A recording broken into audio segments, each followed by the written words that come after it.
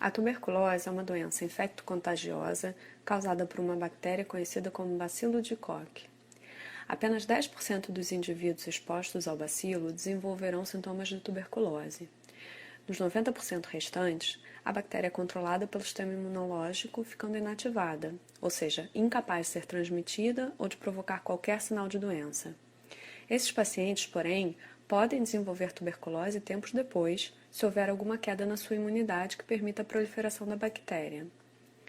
Nos pacientes que desenvolvem tuberculose ativa, a grande maioria o faz através da tuberculose pulmonar. Porém, o bacilo de Koch pode acometer outros órgãos do corpo que não os pulmões, como, por exemplo, os gânglios, os ossos, a pele, etc.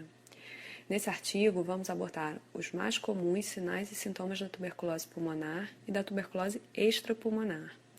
Como a forma pulmonar é a mais habitual, daremos ênfase aos seus sintomas. Número 1. Febre. A febre é um dos sintomas mais comuns da tuberculose, tanto na forma pulmonar quanto na forma extrapulmonar. Em geral, uma febre alta, acima dos 38 graus, diária e com predomínio no final do dia, chamada de febre vespertina. Nos idosos, porém, a tuberculose pode surgir sem febre. Número 2. Suores noturnos. Outro sintoma de tuberculose muito comum são os suores noturnos. Alguns pacientes com tuberculose podem apresentar os suores noturnos mesmo sem a presença de febre. Número 3. Tosse. A tosse é o sintoma mais comum da tuberculose pulmonar, mas não costuma estar presente nas outras formas de tuberculose. Um paciente com tuberculose urinária ou gastrointestinal, por exemplo, só apresentará tosse se também tiver tuberculose pulmonar ativa. A tosse da tuberculose pulmonar é crônica, com duração de semanas. Geralmente, inicia-se como uma tosse seca, agravando-se ao longo dos dias, podendo evoluir para uma tosse purulenta com expectoração amarelo-esverdeada. A tosse com catarro da tuberculose é diferente da tosse da pneumonia, por ser um quadro mais arrastado que evolui durante semanas.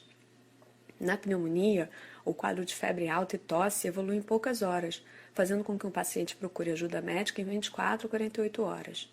Na tuberculose, o paciente só sente suficientemente mal para procurar um médico vários dias, às vezes semanas depois do início da doença. Número 4. Expectoração com sangue. Com o passar dos dias, a expectoração purulenta pode se transformar em expectoração sanguinolenta, que recebe o nome de hemoptise. O catarro com sangue é um sintoma típico da tuberculose em fases mais avançadas. Número 5. Falta de ar e cansaço. A falta de ar é um sintoma comum da tuberculose pulmonar e ocorre geralmente em fases mais avançadas, quando o acometimento do pulmão já é extenso. A falta de ar no início do quadro ocorre apenas durante o esforço, porém, com a evolução da infecção, passa a surgir mesmo em repouso. Ela também pode ser causada por acometimento da pleura do pulmão, que provoca derrame pleural, água na pleura, ou pneumotórax, ar na pleura. O cansaço, por outro lado, é diferente da falta de ar e ocorre em qualquer forma de tuberculose, sendo caracterizado por falta de forças, sensação de mal-estar, vontade de ficar deitado o tempo todo e desânimo. O cansaço não é por acometimento pulmonar, mas sim pelo quadro de infecção grave. Número 6. Dor torácica. A dor torácica nos casos de infecção pulmonar pela tuberculose costuma ser na região das costas, geralmente do lado do pulmão mais acometido. Pode surgir por vários motivos, desde a lesão do pulmão pela própria tuberculose, quanto pelo esforço causado pela tosse crônica, ou mesmo pelo acometimento da pleura pela infecção. Nesse caso, o mais típico é a dor surgir durante a respiração profunda, é chamada de dor pleurítica. Número 7. Perda de peso. A perda de peso e a falta de apetite ocorrem em todas as formas de tuberculose. É comum o paciente se apresentar ao médico assustado pela perda de 5 a 10 quilos nas últimas semanas. Número 8. Linfonodos aumentados. O aparecimento de um ou mais linfonodos aumentados e palpáveis pelo corpo é um sintoma típico da tuberculose ganglionar. A apresentação mais comum é o surgimento de um único linfonodo aumentado, não doloroso, em um adulto jovem sem outros sintomas, como febre, perda de peso, tosse ou cansaço. Porém, não é incomum o paciente apresentar mais de um gânglio aumentado ou ter a forma pulmonar e ganglionar juntas, fazendo com que os sintomas descritos anteriormente estejam sim presentes. Em cerca de 70% dos casos, o gânglio surge na região do pescoço e, ao exame, apresenta-se como uma massa endurecida e bem aderida. Outros locais onde costumam surgir os linfonodos são as axilas, acima da clavícula, no cotovelo ou na virilha. Exames radiológicos conseguem identificar linfonodos aumentados em regiões mais profundas, como na cavidade abdominal e no mediastino, que é a região dentro do tórax. Número 9. Dor óssea.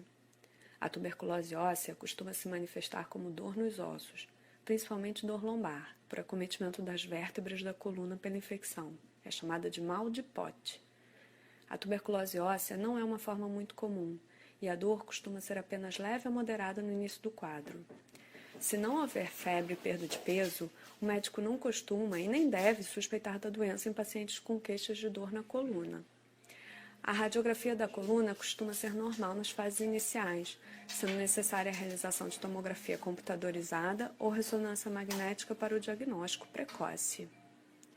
Número 10. Sangue na urina. A tuberculose do sistema urinário costuma se apresentar como um quadro de infecção urinária que não cura com os antibióticos tradicionais e não é identificada pelas uroculturas. A bactéria geralmente se aloja em um dos rins e provoca dor na região lombar associada a sangue e pus na urina, às vezes de forma microscópica, só detectável pelos exames laboratoriais de urina. Se não tratada a tempo, pode levar à destruição dos rins.